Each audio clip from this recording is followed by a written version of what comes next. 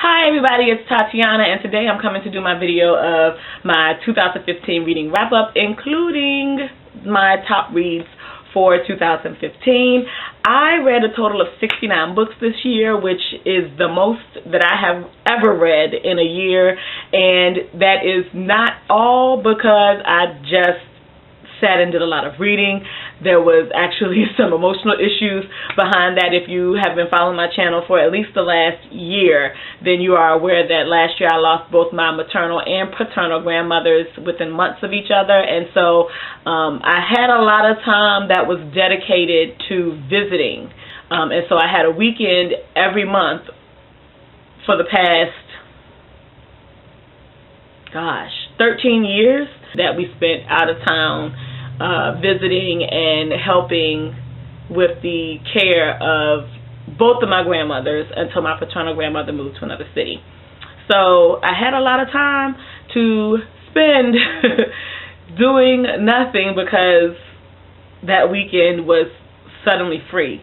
And so I started the year in a major reading slump / depression, and then as I started working my way out of that, I did that actually through reading, and that's how I ended up reading so many books this year. Of these 69 books that I read, about 27 were books that were by authors that I had never read before, so I'm still doing a good job on including new authors into my reading life, which is something that I'm going to continuously work towards doing because it's just great. I also did a really good job this year of finding a balance between reading books from the library, reading books that I already own that are on my shelves, and reading books that I newly purchased this year. So the mix of, as I was going through my Goodreads list, the mix of those books really stood out to me, and I felt really, really good because now I can buy more books, even though I still have tons of books that I own to read. But because I have read some books on my shelf this year, I can justify buying more books. Right. Next, we're going to get into my favorite reads for 2015. This is really the first year that since joining BookTube, that I have been able to do this, and I have a large number of books I feel that are on this list. I really didn't actually count or attempt to get a count. I just went through the books that I read this year on my bookcase and then thought about the books that I read that I got from the library and just pulled the books that would have been favorites. So I did not initially count. I'll count now though. There are 3, 4, 5, 6, 7, 8, 9, 11. Wow.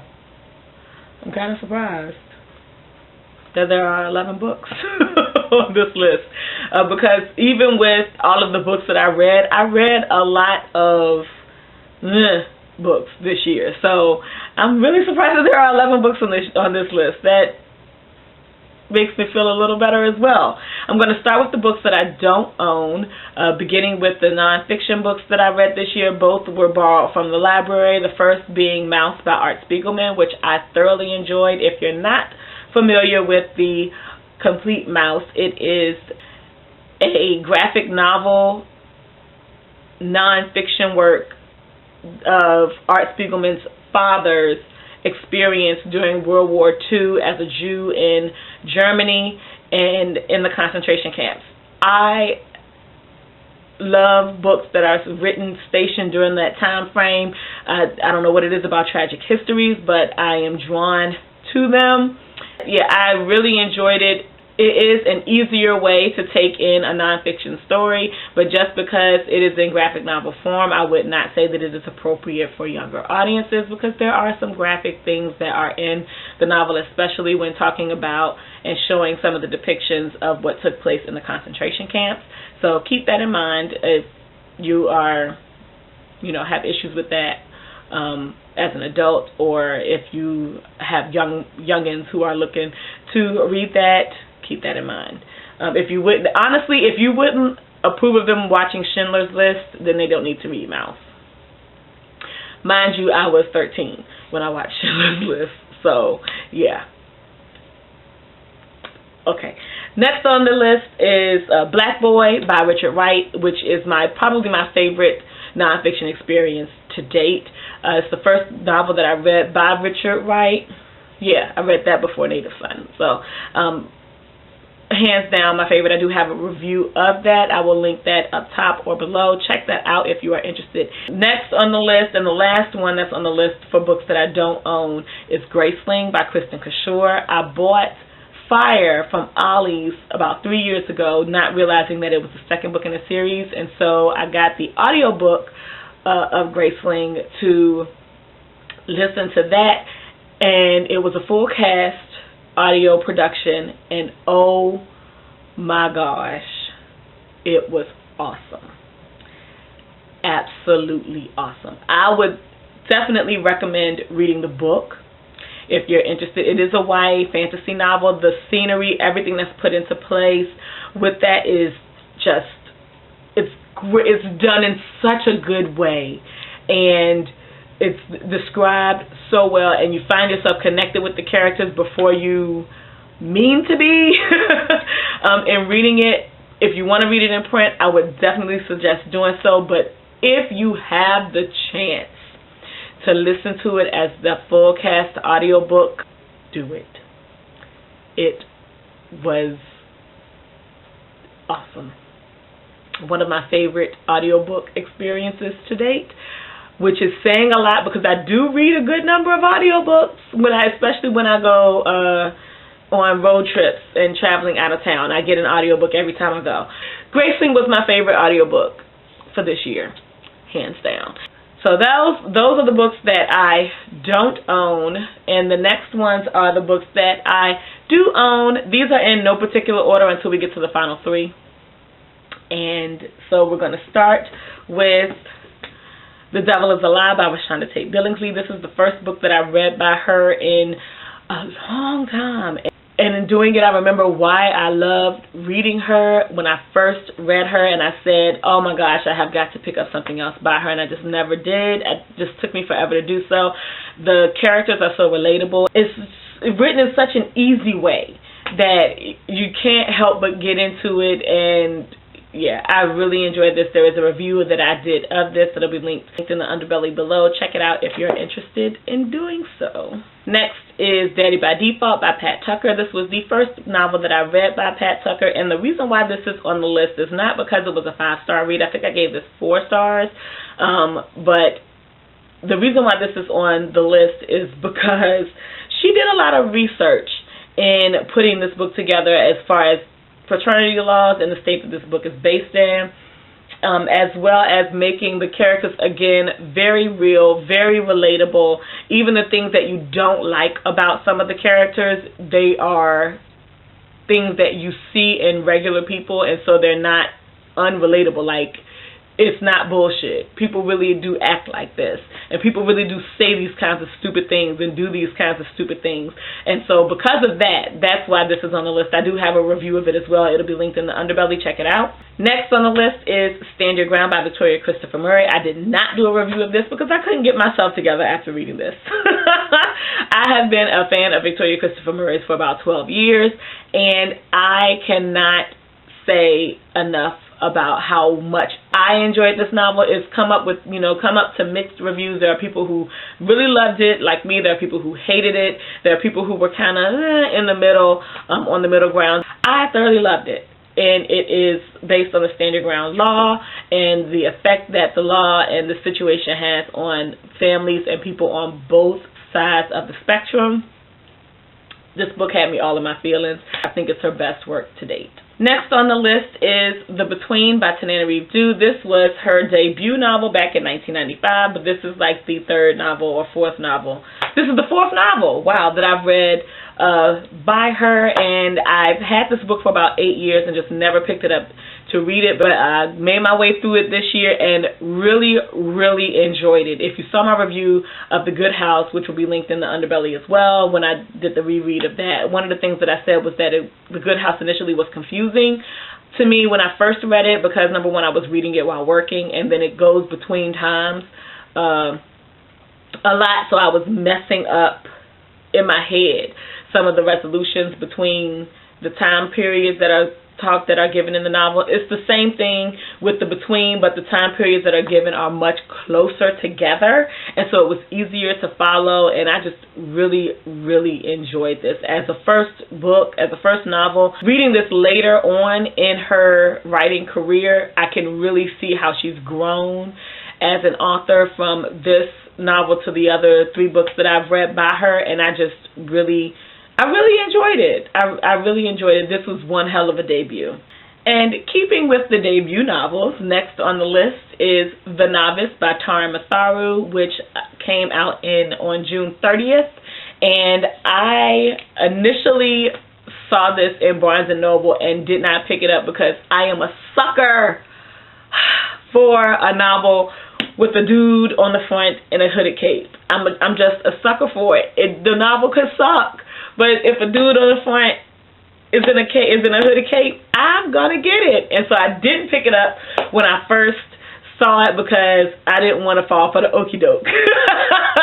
And then as I started listening to the Book Riot podcast more often, I heard a lot more about Tara Matharu's background, and that yes, this was his debut novel, but this was not his first writing experience because he'd been doing some writings on an app called Wattpad for a few years, and so this kind of was birthed out of that.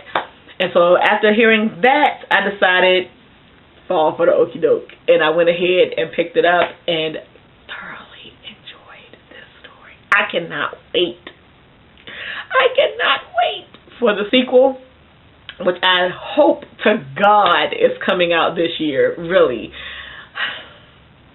I really hope it's coming out this year because I can't wait to see what happens next, and I want to read the sequel before I have to reread this novel to keep it fresh in my head. I do have a review of this as well. It'll be linked either above my head or in the underbelly. Please check it out. It is middle grade YA, somewhere in that vein, and it was great. Check out my review. Okay, and now we are getting into my 3 top favorite reads of 2015. These 3 are in order, starting with number 3, The Name of the Wind by Patrick Rothfuss.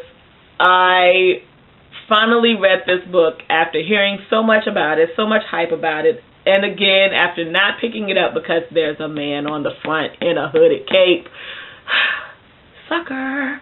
I enjoyed every second of this novel. There were points when I could not put it down. When I finally got to the end of the novel, I wanted the second one so bad that even though I meant to get the second book in mass market paperback as well, when I went to Barnes & Noble, they didn't have it, so I bought it in the big-ass book size, which I think is the trade paperback size, and I give no kitties because I wanted the book in my possession. So yeah, I thoroughly enjoyed this. 5 stars. Review is above my head. In the number 2 slot is Instructions for a Heat Wave by Maggie O'Farrell. This was another book that I was turned on to by Book Riot, and I actually got this in the Book Riot surprise box that they released over the summer, I think, which was the first boxed book thing that I've ever done. And yeah, I loved this. It is a family story, and the dynamics of everyone who's in the story and how they all come together, and how you can have people from the same family who are so different and so disconnected. This was just awesome. I've actually recently ordered another book by her because I wanted to see if I enjoyed that book as much as I enjoyed this one. I'm hoping that I do. But yeah, review above me. Check it out. And in the number 1 slot for my most favorite read for 2015, you won't be surprised about who the author is.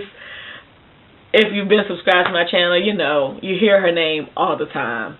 It is Parable of the Talents by Octavia E. Butler. This is the second book in what ended up being a duology, was supposed to be an entire series in her Parable series, the first one being Parable of the Sower. And this continues Lauren Olomina's story. And this book had me everywhere in my feelings. There are parts that got me straight in my chest. There were parts that were just so unbelievable. Not unbelievable as the story goes, but as just the track. Like this is the life that, or this is where your life has led you, and this time period that the world is in. It's not far from where we are today, and just everything about this coming together. Favorite read of 2015. Review is above. And so that is all that I have, I believe, for this video. If I have forgotten anything, it's just going to be forgotten. How did you do with your reading goals for 2015? How much did you read, and do you feel satisfied with what you read? Because whatever you read, even whether it was 1 book, 20 books, 100 books, or 2, it's a good thing because you read, period. So yeah, talk to me in the comment section below, and thank you for watching, and I hope you have a good weekend whenever you see this video. Happy New Year, and hello to my new subscribers. Thank you all so much for subscribing to my channel. I'm so glad that you have seen some things that you like, and I hope you continue to do so. I hope I continue to be appealing to you. Peace out.